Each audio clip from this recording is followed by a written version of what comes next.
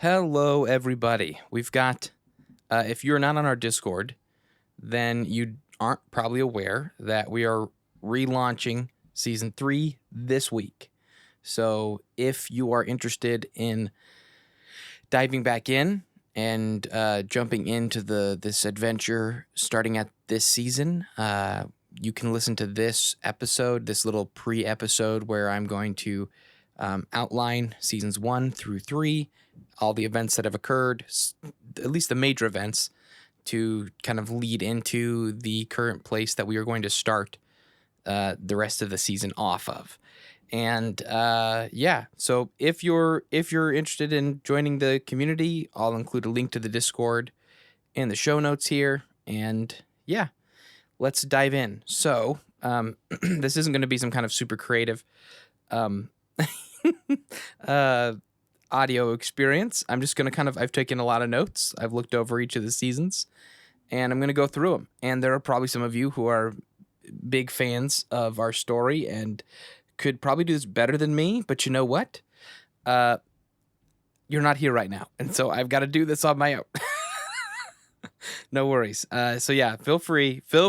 If I missed any big events that you feel like needed mention, please feel free in the Discord, in the general chat, or wherever to just kind of remind me of what I have forgotten.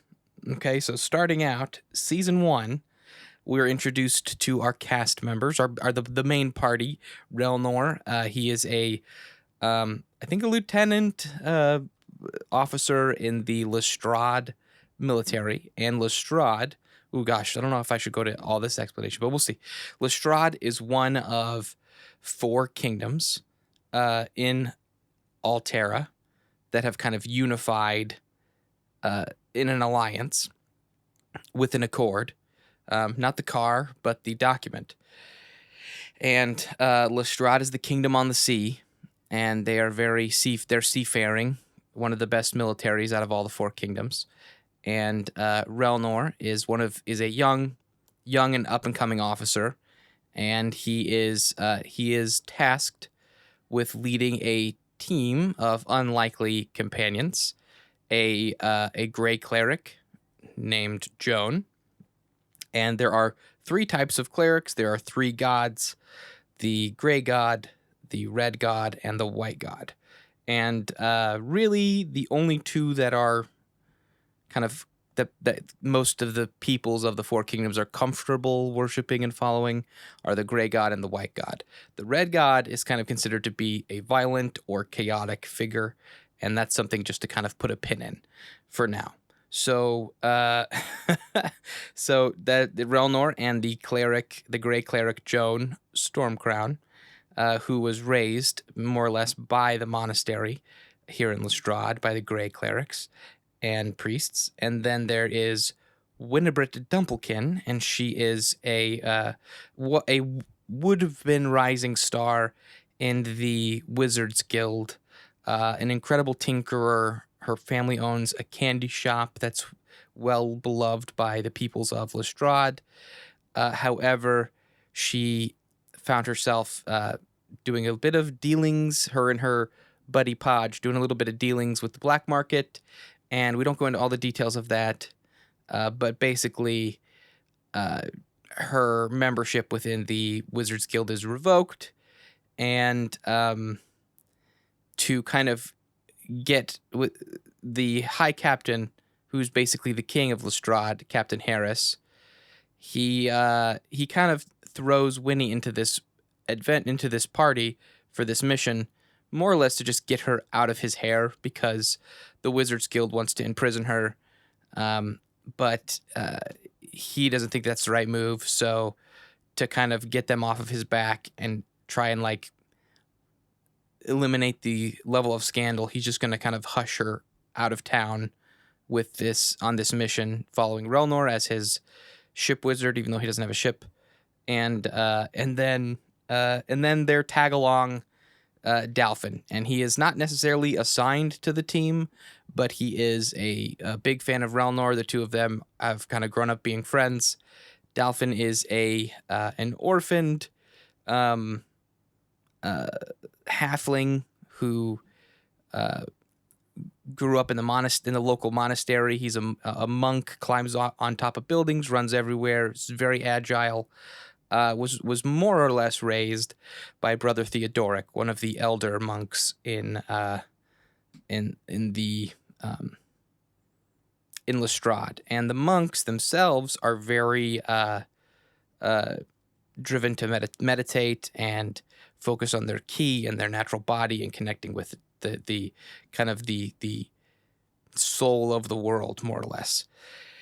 And they operate out of a temple that was built on top of and within ancient ruins, which are built of this dark stone with glyphs that no one really knows where they came from. It's just an ancient society, and the ruins of which have withstood the test of time and seem to be impenetrable. Anyhow, they're given a task to go to the Gnome Island and uncover something that the gnomes have discovered and are afraid to explore. They go. They uncover they make friends with a gnome assistant named Truffle Bundle. He's not an inventor, and so he's a lower class citizen. Basically, the hierarchy of the Gnome Island is if you're an inventor, you're kind of part of the upper class, and if you haven't invented anything, you're part of the lower class. And he is not an inventor, so he's an assistant. He helps him out, Truffle Bundle, and they end up falling in love with him. He was just a goofy one-off character, but he'll come back. And then they find this ancient ruins that appear to be somewhat alive or awakened and accessed. They enter these ancient ruins and they uncover a giant goat golem, which they also find the gnome hero Terry Turducken linked up to the golem, and he's got a bunch of glyphs burned all over his body. They try to save him and end up unleashing 4 different spirits that fly out from this kind of encapsulated magical space, and each one of them enters one of our adventurers who are given a vision of a location somewhere in the world. And Joan her vision is from the perspective of the goat golem, and she can actually see through the goat golem's eyes the whole party. Then they're attacked by stuff, and I can't remember exactly all the details of that, but they have to flee. They get out, and they travel their way back, only to discover that they've been betrayed by a friend they had made, a Wilbur. He was a wizard who befriended them, and he betrayed them and killed another young captain named Donnie Russell, who was basically the next young captain in line to become high captain, and one of Relnor's personal rivals. And so Relnor, Winnie, Dalfin, and Joan come back to Lestrade to discover that betrayal and to discover that a large contingent of wizards have turned on the leaders and people of Lestrade, and the White Order, these are the followers of the White God, are now conducting a inquisition of the wizards. They arrest Winnie, believing that she is involved since she's a wizard. From there, chaos kind of ensues. Winnie makes friends with with Donnie Russell's second in command, Bordeaux, and a big orc that is very kindly and very strong. The two of them escape from her capture, and before we can kind of really get any further with the story, 2 massive monstrous creatures attack Lestrade. These are Titans. Run, cue intro, Titans of Altera, and the party basically has to deal with them.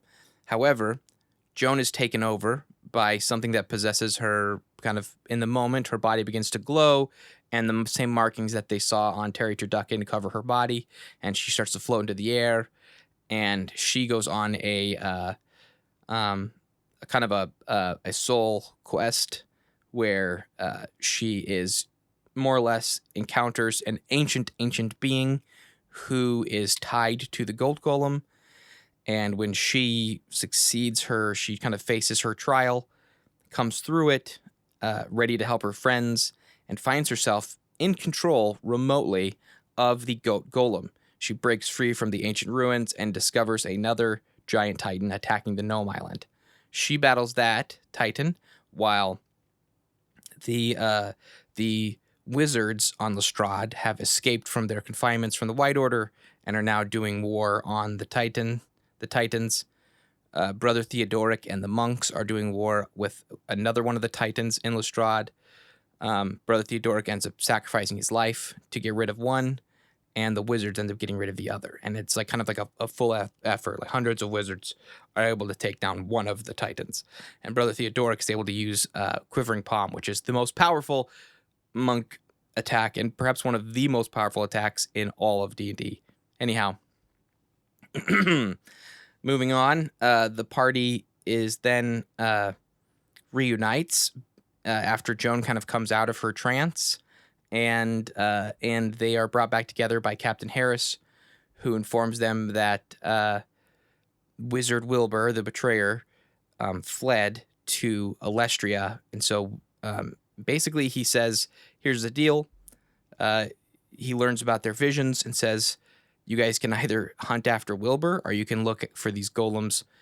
And I think the decision is they're going to look for golems while Captain Harris and a small team of unique people he picks go to Alestria to hunt Wilbur.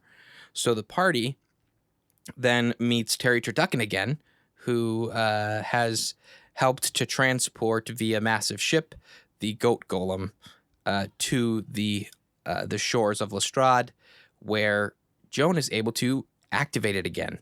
She encounters the same being that she connected with in her soul quest, and then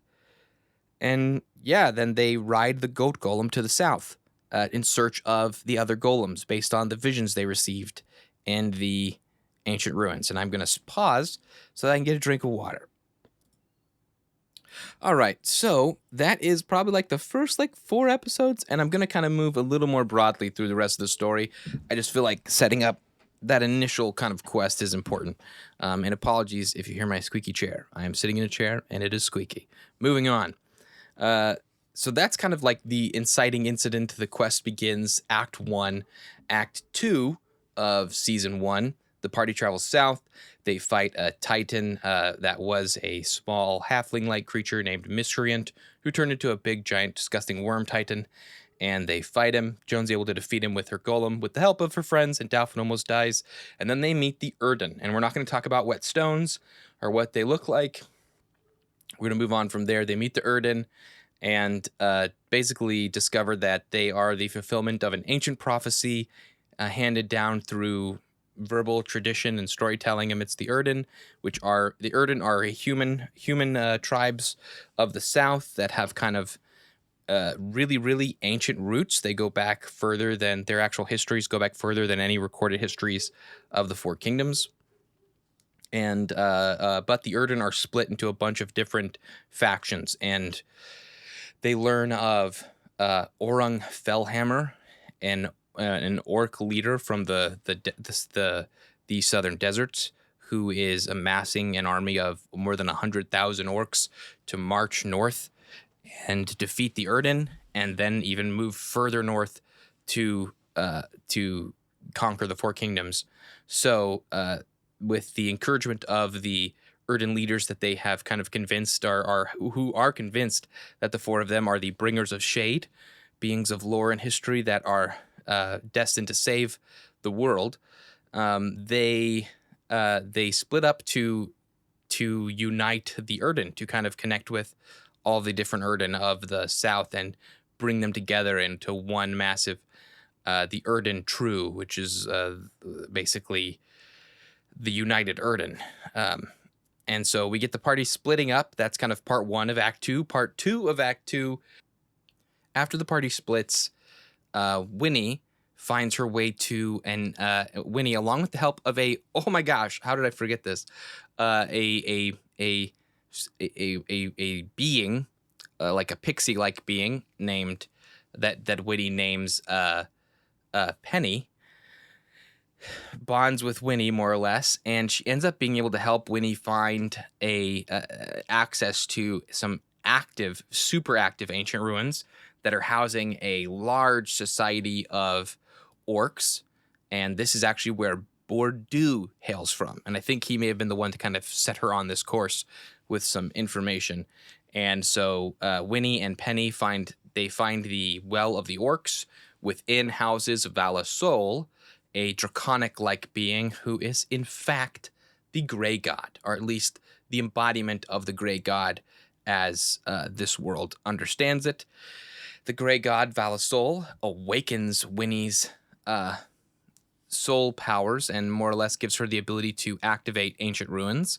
While that's happening, Joan and Relnor are meeting with the different Erden, uniting them and confronting some of the issues there, teaching them and kind of bringing them together to prepare, while Dalfin is kind of led off on his own adventure, following a hawk-like entity that leads him to some activated ancient ruins, where he gets his golem and learns to fly.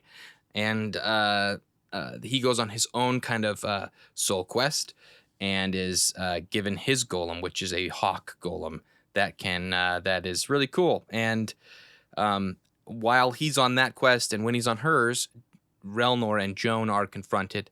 They have a sit-down meeting with Orung, the Fellhammer, and he basically makes some serious threats about basically saying that he will destroy them and force them to either surrender or die. They refuse very politely. It's all very cordial, and then then the war at the World Bridge begins. And Winnie joins the war at the World Bridge with a contingent of awakened orcs from the well with their kind of like special armor and weapons. Dalfin jumps in with his newly found golem. Joan is able to, I believe she's able to transform her golem. If memory serves, this is when it transforms and turns into a dual shield wielding warrior that can just clean up a ton of the battlefield. However, the amount of energy it takes to operate in that function is really hard on Joan and the golem, and so she can't use it indefinitely. Ultimately, Orung, they all kind of converge on Orung, and Winnie is able to defeat Orung by kind of forging a connection after Orung. So, Orung turns into a Titan. A massive Titan with the Fell Titan is, I believe, what I called him. And he basically, one arm becomes a cannon, and he's able to just wipe out huge swaths of opponents with a massive energy beam. And Winnie is able to get onto his golem ancient ruins arm and forge a connection with her with the help of the entity Penny. And Penny ends up kind of like changing in an instant in Winnie's kind of vision into the visage of like a grown female monk who kind of sacrifices her agency, kind of a piece of herself in that forged connection to protect Winnie, and more or less shuts down Orung's Titan form. So Orung is more or less defeated, but Penny kind of goes silent, and Winnie ends up getting kind of, turns out that connection ends up kind of opening her up to Terrasol, who is the embodiment of another god. And I can't remember if we revealed it yet to this point, but he is, in fact, the embodiment of the White God. Surprise, the White God's bad. And Valasol and her forces basically say they have to stay neutral moving forward. They cannot help any further, although there is, I believe, still kind of that friendship that exists. And they, where are we here? Dalva Fellhammer. Here we go. Okay, so the war at the World Bridge, Orun gets defeated, the Erdentrue are victorious, and the rest of the remaining orcs retreat. However, they are informed that while they were defending the south from the forces of Orun, the dwarven forces of the north had united with the White Order and have launched their own assault on the central kingdom of the Four Kingdoms, Alestria. And so Alestria is basically besieged, or has been besieged, by the White Order. However, they kind of stay on task. They realize that that there's not a whole lot they can do for Alestria yet right now. So they move farther north to the next vision. They believe Relnor's vision showed him the crystalline kingdom of the elves in the north, and so they head that way into a magical forest that leads them to the crystal kingdom of the elves. And Relnor goes on his soul quest to get his golem, while the rest of them kind of learn a little bit more about the elves, and nothing I think story impacting yet at this point. And then Winnie is basically put into a dark coma by Terrasol, who kind of assaults her mind, and I can't remember if the elves were able to help or not, but more or less she ends up getting free from the grip for just a period of time. She sees a vision of where some goings on are happening, some dark goings on that Terrasol has going on in the Dwarven Keep further east, along the eastern mountain range. And they decide they have to go there, confront Wizard Wilbur, who is apparently doing some kind of dark dealings there. The Dwarven Keep has been abandoned, of course, because the dwarves are now occupying Alestria. So they make their way east on giant golem hawk wings, along with their two. They now have three golems. Relnor has his wolf golem. He had a moment where he got to connect with his father, and Dalfin has the hawk golem, and they have kind of a moment as well. He's able to transform into basically a marksman golem. And Relnor is actually able to access his second transformation right away. He's able to turn the wolf golem into a sword-wielding warrior.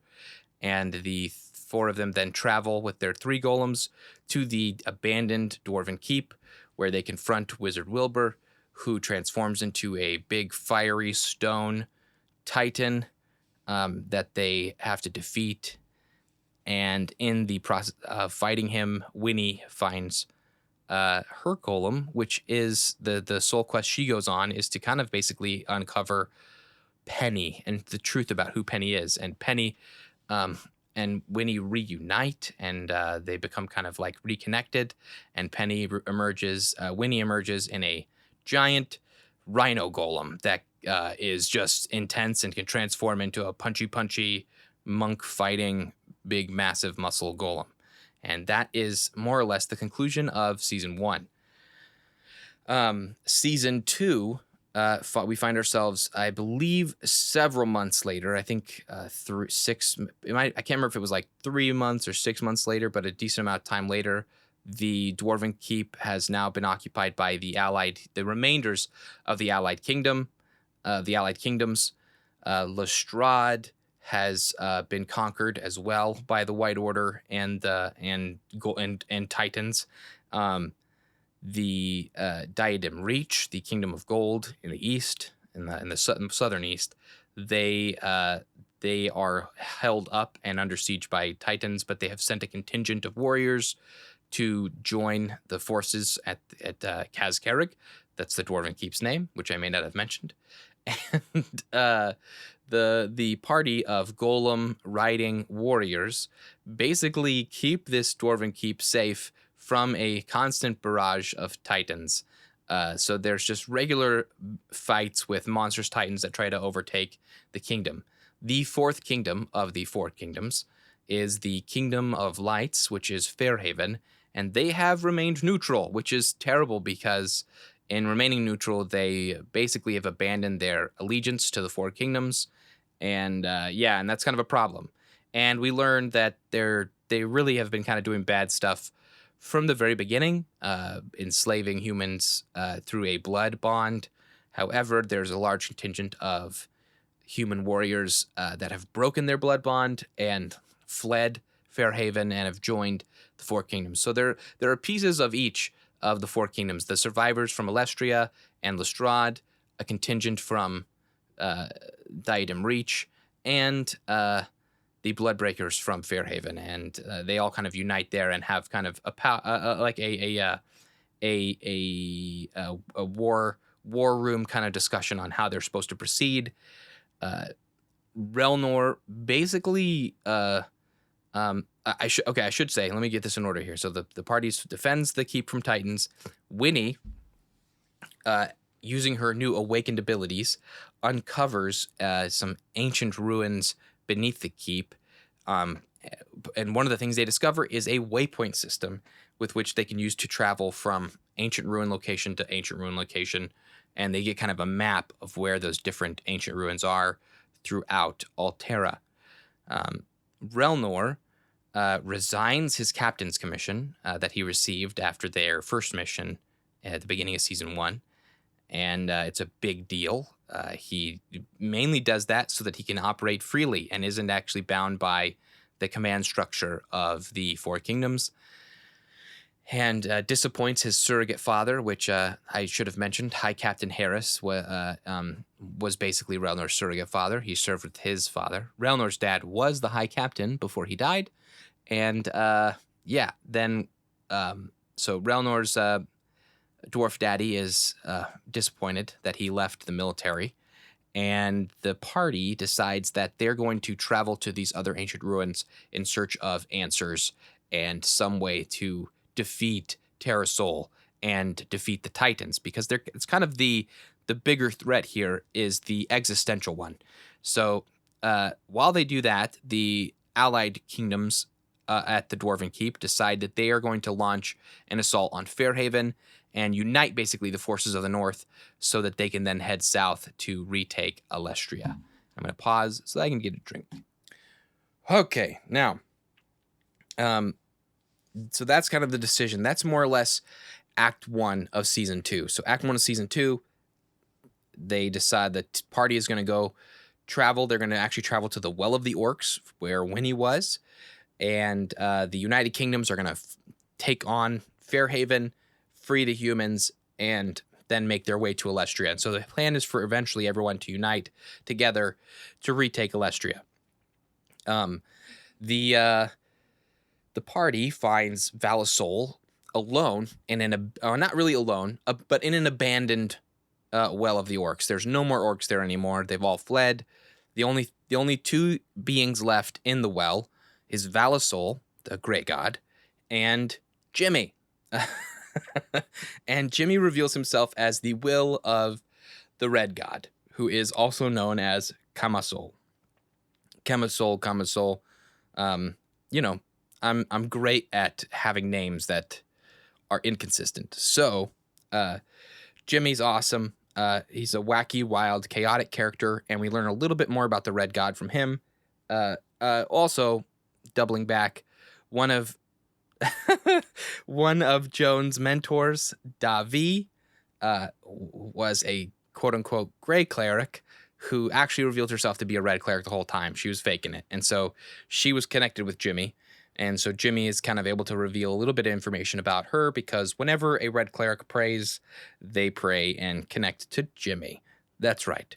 Jimmy is the one that gets the prayers of the red god. I'm not sure how much detail I went into that in season 2, but a pandemic was starting, and so during the time we were releasing those episodes, so it's a bit fuzzy all around. Also, my wife was pregnant, and my wife is Kelsey. She plays Joan. Oh God, this is like years of my life. This started in 2018, guys. Let's just be clear. It's insane that we're still playing this game, and I'm really happy we are. Moving on. Uh, so, all right, Act 2 of Season 2. After they connect with Jimmy, he basically tells them that Davi is still in Alestria, trying to kind of rise up some insurgents within Alestria to fight back against the White Order and the dwarves. So they travel to the nearest ancient ruins waypoint located just outside of Alestria, and they covertly are able to enter the Kingdom of Alestria, which is still operating just under new management. And upon entering Alestria, they find Davi and a cat-like, a jaguar-like being named Iredel. And she is a warden, which is a being, they come to find out, that was more or less commissioned, an agent of the Red God, Kemasol. So Iredel is a warden, and wardens, just to kind of give a general sense, are anthropomorphic animal humanoid beings that have a special connection to a pocket realm known as the Warden Waters, where they can replenish their energy and hide. The Iredel kind of is able to detect unique things about them with her abilities. The Wardens were basically created by the Red God to combat the White God and be kind of like his secret chaos agents, protecting and keep protecting the realms and keeping Terrasol from really having a tight fist on all the goings on. So the party decides to split up, which is always a great idea. Davi tells them about kind of her insurgency going on, but Dauphin, Winnie, and Iredel decide to sneak out and discover a little bit more about the occupation, while Relnor, Joan, and Davi stay back at their hideout under a bread maker's house to kind of get some more information. While the party split, Podge reveals himself to be a white. Podge, if you don't remember, was one of Winnie's friends who accompanied Captain Harris and Davi to Alestria. However, he, for one reason or another, listen to the episodes and you can maybe decide how valid or invalid the reasons are story-wise. Decided that what Davi and Captain Harris decided to do when the occupation started was wrong. And so he ended up siding with the White Order and is now a white paladin. And he uncovers Davi, Joan, and Relnor and takes them captive without much of a fight because, the moral conflict of do we attack our friend and what happens if we start fighting in the middle of this kingdom. So they're taken into custody. All the while, Dauphin, Winnie, and Iredel sneak up and watch a procession of the White Order that kind of on their daily march through the city, parade type thing. They see the different leaders, two of which are draconic-like beings, not as big and overwhelming as Valisol was, but still pretty intimidating. Like we're talking like 6-7 feet tall, covered in scales, snout, pointy teeth. And there is a red one and a white one. And the red one's name is Noble, and the white one's name is Vash. And I don't remember if those names are important, but we're going to keep moving forward because we will find out as I move through my notes. I got to go fast. So the Joan and Relnor are eventually freed by a character who's so minor it's not worth remembering his name or his point in the story, but I feel like it was some kind of reveal at the time, and they're brought before the leader of the White Order, or the current kind of king of Alestria, and he basically says, "You're really no threat to me. I'm not worried about you guys, welcome to my kingdom. Don't do anything shady, or else we'll lock you up forever because we have the power and you don't.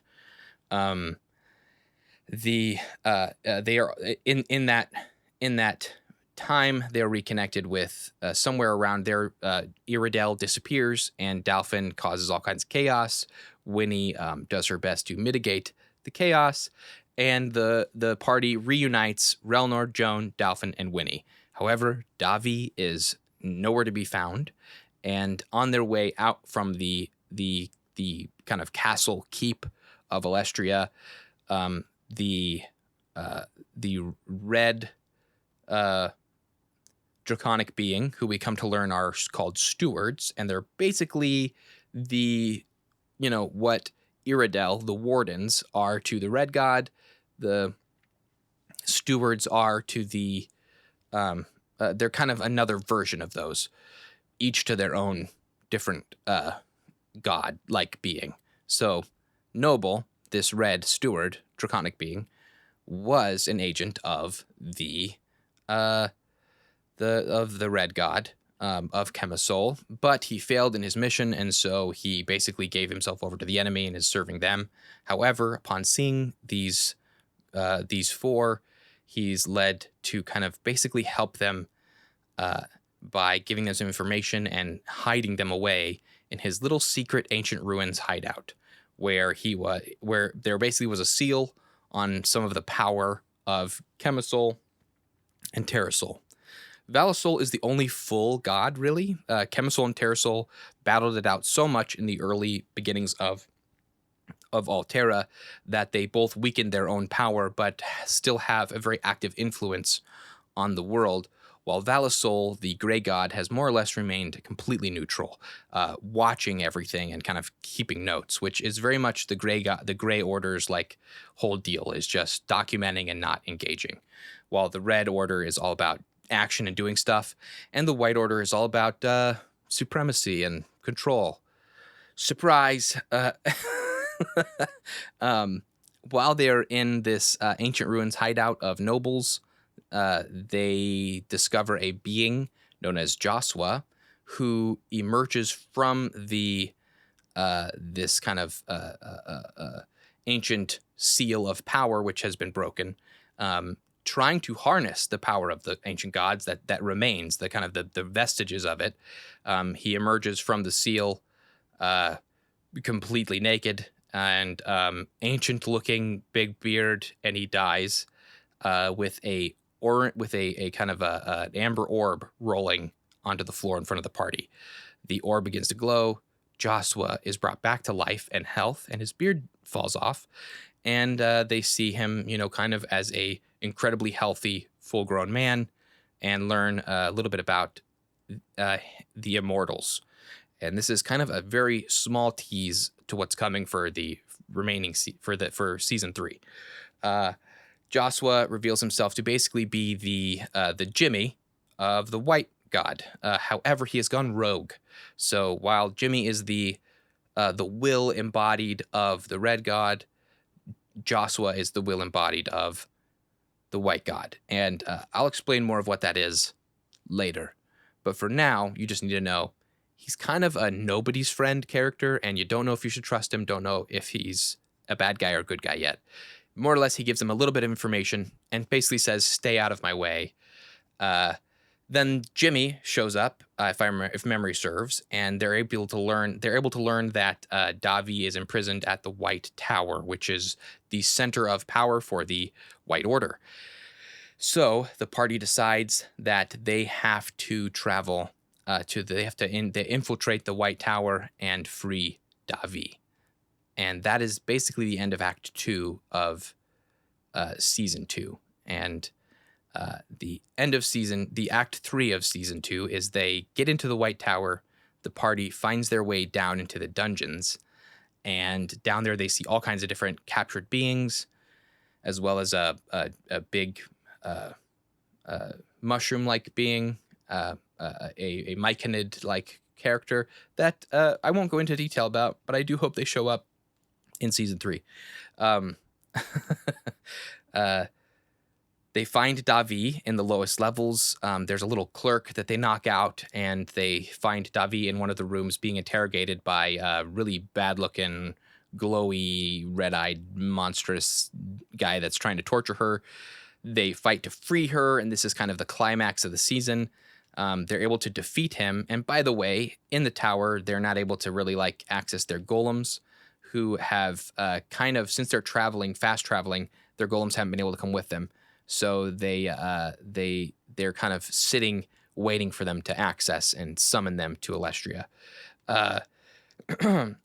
Relnor, in the midst of the fight, uncovers Justin, who is a character that has kind of been teased throughout the couple seasons, but he's been more or less a minor character, who turns out to essentially be the embodied identity of the Red God, just in a human form, kind of covertly hiding, but without much power. And Relnor tries to free him while they successfully defeat the bad guy and save Davi.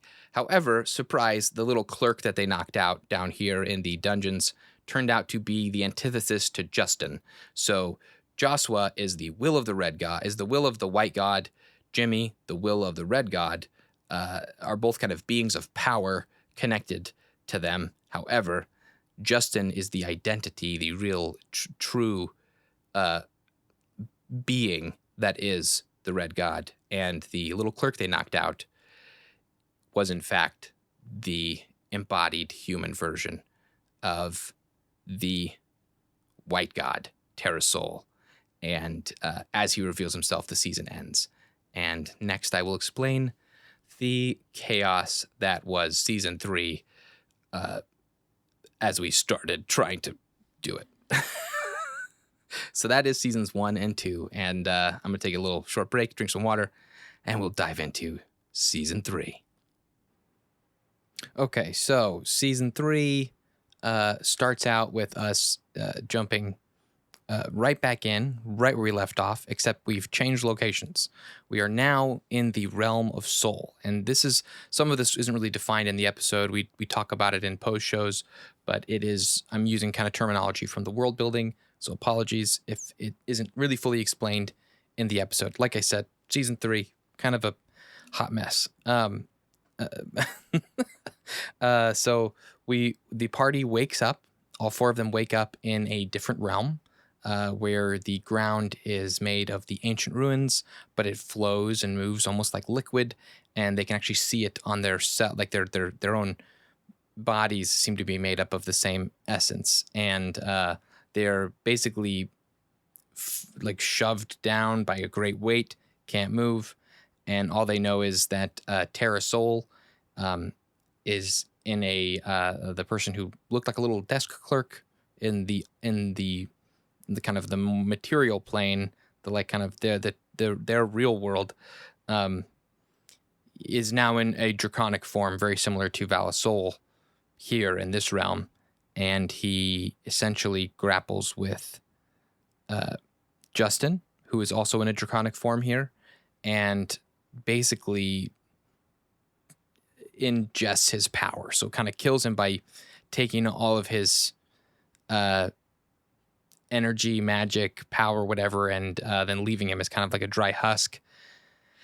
And that's the very beginning of the first episode of season 3. And then he basically comes over to Winnie and he removes her awakened ability that Valasol gave her in season 1. And then Relnor, without realizing it, he phases through this realm and finds himself in the Warden waters. If you remember from Iridel, the Wardens have access to these magical waters, and so bit of a not a red herring, bit of a little teaser there about Relnor. And he wakes up in the Warden waters, finds a wounded Jimmy who gives him this, and Jimmy gives Relnor his amber orb and requests that he give it to Joan. While that's happening, the party is kind of in this like terrified, vulnerable state where they can't do anything, and Terrasol seems to be just getting ready to destroy everyone. And then out of nowhere, there's a huge rip in the realm of Sol, and through it comes the circlet blade of Terry Turducken, flying through and attacking Terra Sol here in the realm of Sol.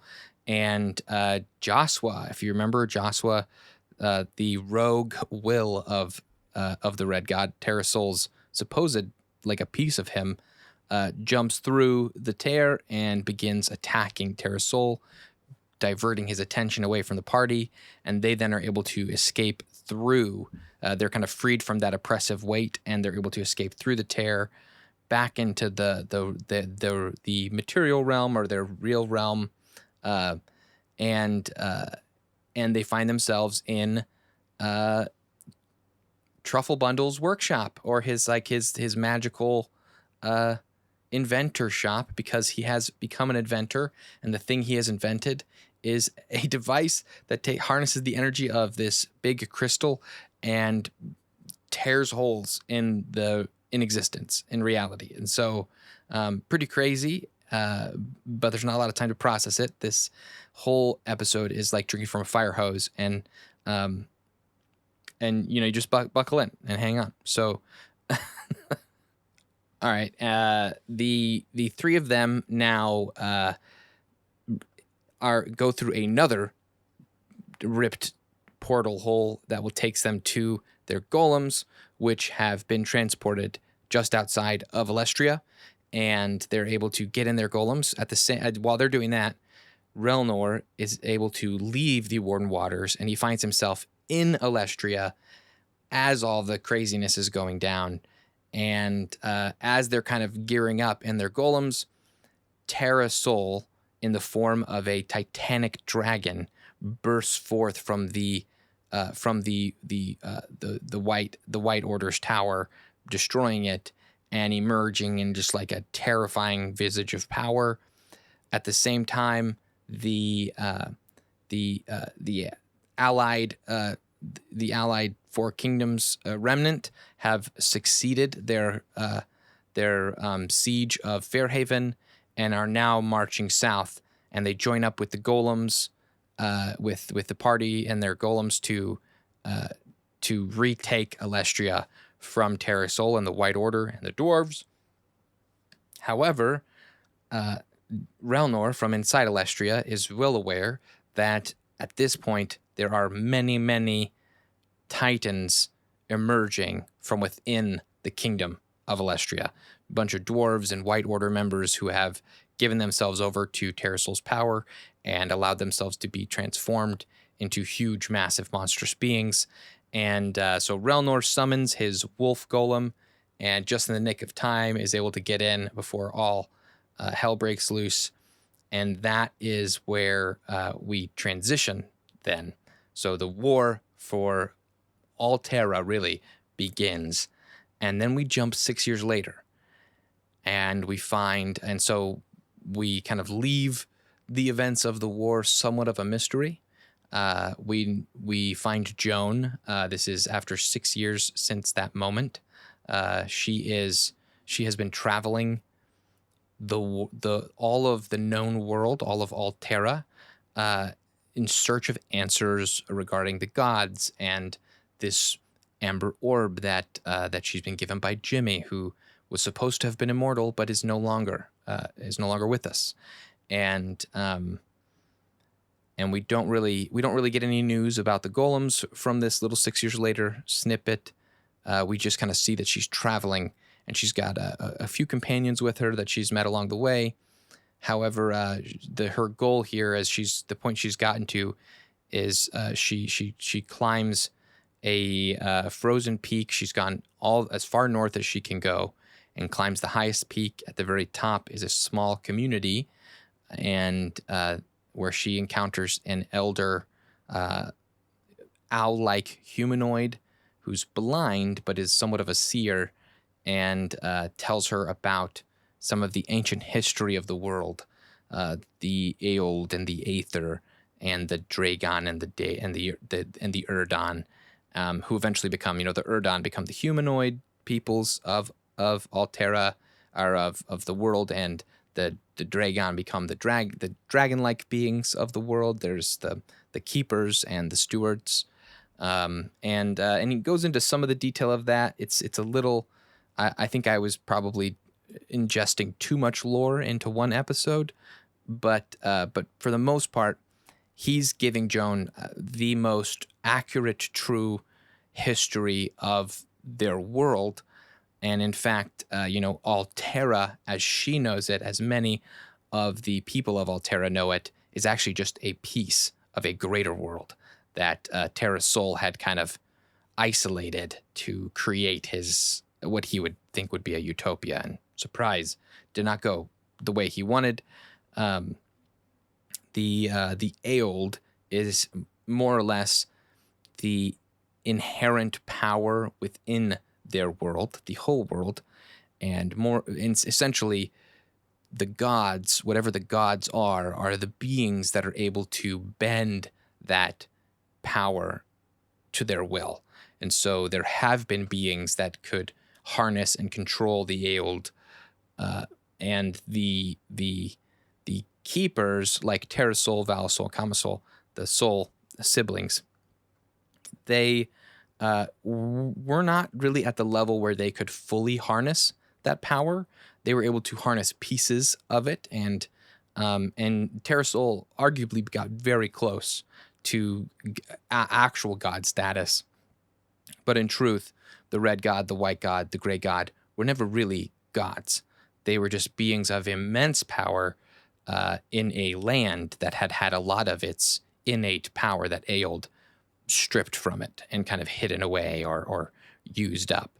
And she learns about that basically the orb that she's been given grants immortality to someone bonded to it that kind of accepts somewhat of an internal agreement to surrender their soul to the orb and gains life immortal, which is what Josua is. It's what Jimmy was. And then a traveling companion of hers, an old hermit named Oberon, reveals himself to actually be he polymorphs out of this humanoid visage and into his real person, which is the king of the giants and the first of the immortals. He's got a big amber orb embedded in his chest, and he does not like Josua.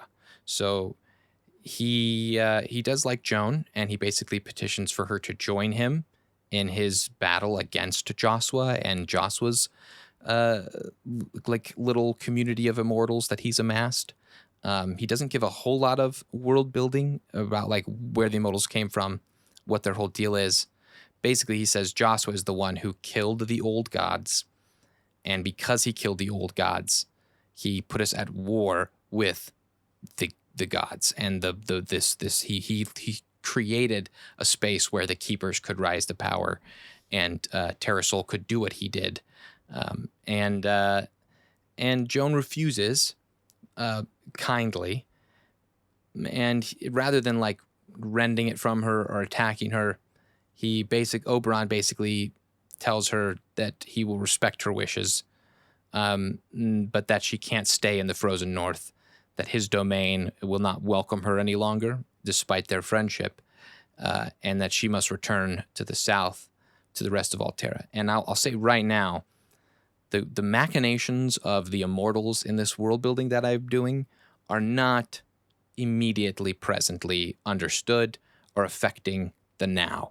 They are ancient beings of like long lives, immense power, and big plans that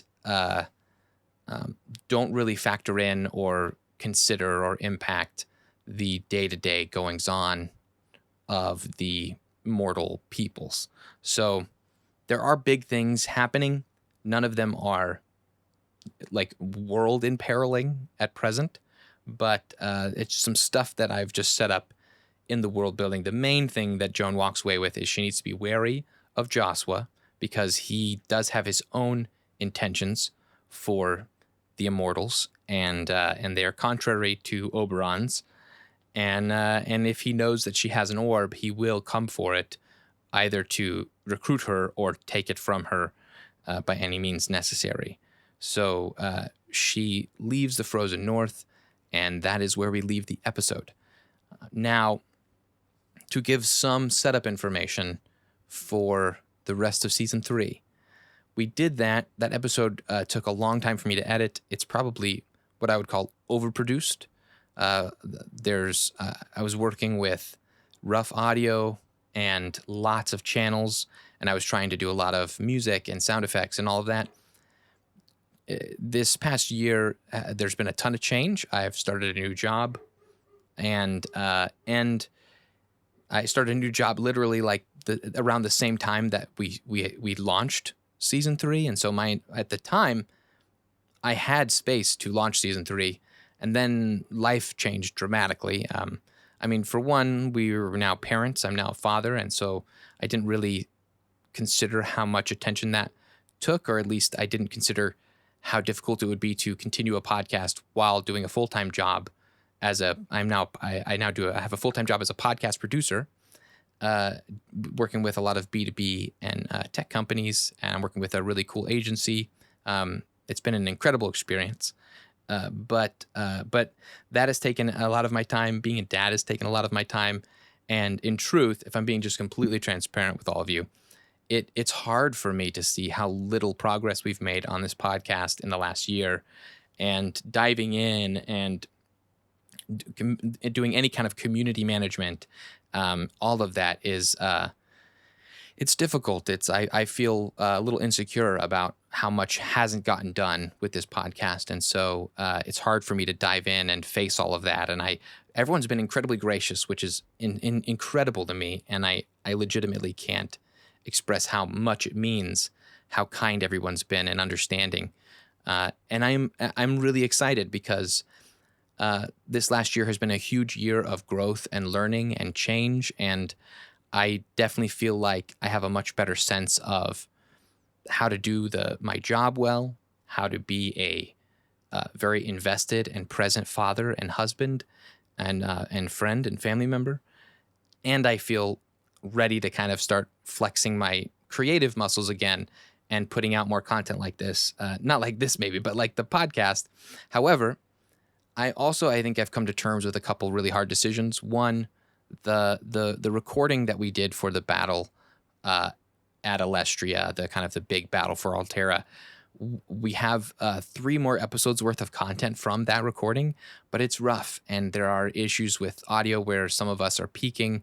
There's my ability to master that audio to sound the same. None of us really had gotten comfortable with the recording solutions that we had each remotely. So the audio is kind of sporadic and it's not consistent. And it would take a lot. I had been working on editing through those 3 new episodes from that the intent was to be one half the battle at Alestria with the golems and the titans in Terrasol, the other half catching up with one of the team members 6 years later after that battle. However, talking with the cast, thinking things over myself, I really feel like in order to just start getting moving again and producing episodes, I can't do the heavy edit anymore. It's got to be a little more like just raw and real. I'll still do my best to master the audio and clean things up as best I can without kind of going so in depth with music and sound effects and transitions and recaps and all of the kind of extra work that I was putting into those episodes. And initially I thought it'll take me longer, but it'll be worth it because they'll be really good. But the truth is, I think I just tried to do too much at one point, and I had a hard time pivoting and kind of making a new decision. But I think better late than never. So moving forward, I'm going to basically store those 3 episodes, specifically the 3 recording sessions of the battle at Alestria. I'm going to kind of put them in the vault for now. And they're canon. They're absolutely canon. The events of those recording sessions, those games, are locked in. They're what happened. However, we're going to just jump 6 years later. We moved there. We moved 6 years later to see where Joan's at, and so season 3 from this point on, we'll pick up with each of the other characters. In our first episode releasing later this week, we'll pick up with each of our other team members, Relnor, Dalfin, Winnie, where they're at 6 years later. And my hope is that this gives us kind of an interesting view of how things have developed without telling us exactly what happened. The few things that I think I can say without giving any kind of spoilers or anything, without giving anything away, is the Allied forces and the party, these Golem warriors, they were successful in defeating Terrasol. The leadership of the remaining, the Allied Four Kingdoms alliance, they met with Josua and learned about the Immortals and kind of who they are. Though there is no one really working with them, the Josua and his kin, immortal kin, are kind of remaining somewhat on the lam. No one's really aware of what their intentions are, what they're doing. They just know they exist, and they wanted to make their presence known. The keepers are more or less gone. There's no sign of them. They've somewhat disappeared, but life at this point in Alterra has kind of gotten back to normal. The kind of enchantment that Terrasol had put upon everyone who lived in his little isolated chunk of the world has been lifted. So now there are many people wondering what is on the other side of the Eastern Mountains, what is out to the west beyond the sea. And there are ships that have been coming in from the west, and new peoples and new species, new races and creatures and resources. So there's been some real change in leadership in some areas, and some places have kind of stayed the same. So I won't go into all of the detail of that. I have done an extensive amount of writing and world building to set up the current state of the world at large and Alterra and beyond. And so, yeah, I think it'll be really fun to get to dive in and show you these characters. And I'll just say right now, we won't. Maybe I won't say it. Yeah, I won't say it. There are mysteries to uncover this season. There are new people to meet and things to solve. But more than anything, my goal was to get this world at a place where anyone could jump in and play in it, where it wasn't so imperiled that every adventure would be all about saving the world. I think there are a lot of micro adventures or like personal adventures, saving your world, saving someone in your world, or doing something. I think you can still have an imperiled story without it costing the planet or the universe. And so, I want to get back to having everybody together at the table, doing an adventure that they care about, where they care about the characters involved, and where I can kind of really develop a villain again, like Orung, the Fellhammer. And that was one of my favorite bad guys, and I'm excited to kind of get to explore those some more. So, yeah, that is the story to this point. That is the season. That is the Titans of Alterra recap, and it is a hot mess of stuff. Season 1 was the most cohesive story I've ever ran as an adventure. Season 2 was the best I could do amidst a ton of chaos in our world. And season 3 was started out like incredibly ambitious, and too ambitious, I think, and ended up getting out of hand. And I'm doubling back, but I'm not giving up. This world is I love this world that I'm building with my family and my friends, and with you guys. The patron games that I did for about a year kept me in Alterra, building out Alterra and creating new areas and pieces to explore. And so, in truth, this world is incredibly lived in at this point, and I legitimately love it, and I'm excited to explore more of it. I hope you're excited as well. And honestly, the first episode will really be catching back up with each of the different characters. But I'm not gonna lie, like and we're rusty. I'm rusty. Still getting you may have heard me say and a bunch. Still getting used to hearing myself on a microphone, being recorded, having to say stuff, and it's going to be a bit of a squeaky wheels, getting used to doing the work that we did for so long. But yeah, it's once the party gets together, once all five of them, all four of them reunite, it's something really electric and fun. And my goal this season is to really just keep the four of them together as much as possible and really let them run wild in this whole world. And they can explore the places we know, but they can also explore a bunch of places we don't know. And I'm very excited for that. I've given each of them their own little intrinsic pursuit, this unique feature or character for them to explore and learn about themselves and the world, while also a greater kind of a bigger arc for them to explore as a team and uncover. And my goal is not to get us to the point where they're having to save all of existence again, but get to the point where they're getting to save something they care about and explore that. So yeah, where are the golems is a big question, and it's going to remain a mystery for a little while.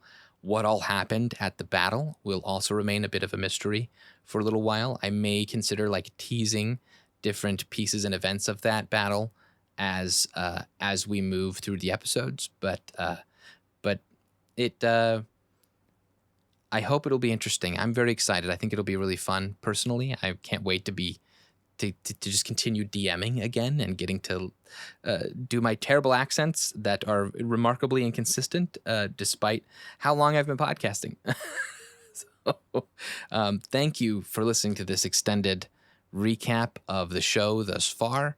I apologize if it was confusing. There's a lot going on, and in truth, you know what? This is what D&D campaigns often look like, 3 years down the road. So I think I think anybody who's ran in a game that's gone this long, just with their friends, this is what it looks like. I don't got a team of continuity writers helping me make sure I get everything straight. I just have my brother Ricky, my wife Kelsey, and her sister, my sister-in-law Erin, and her husband, my brother-in-law, and good friend Eric, and yeah, and they call me on it if they catch stuff, but for the most part, we're just here to have fun, and that's really what I want the show to turn into, is just us being at the table, enjoying this beautiful game that we all love playing, and sharing it with all of you. So that is it for this. Please look forward to the episode. If it is out already, go check it out, and have a wonderful day. Thanks, everybody. This is Dungeon Master Joshua signing out.